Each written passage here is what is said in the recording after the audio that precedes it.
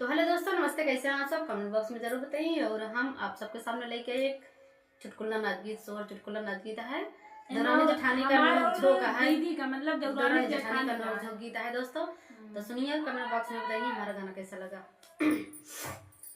हाय दैया घर ही में बैरन जेठानी, हाय दैया घर ही में बैरन जेठानी, हाय दैया घर ही में बैरन जेठानी।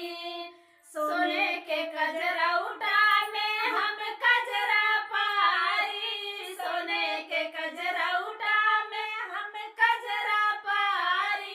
हाय दैया हौदियू में पारई जेठानी, हाय दैया हौदियू में पारई जेठानी, हाय दैया घर ही में बैरन जेठानी, हाय दैया घर में बैरन जेठानी। सोने के सलाई से हम गजरा देई, सोने के सलाई से हम गजरा देई।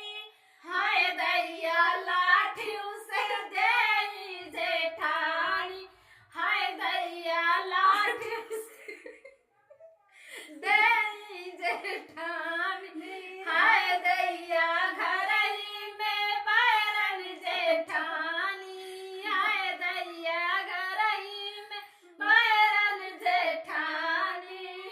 रेशम के रुमाल से हम कचरा पोंछी, रेशम के रुमाल से हम कचरा पोंछी। हाय दैया बोरौ से पोंछई जेठानी। ये गाना तो नहीं गवाता है। तू गा। लाठी बार बार याद आ अब क्या करूं गाना? अच्छा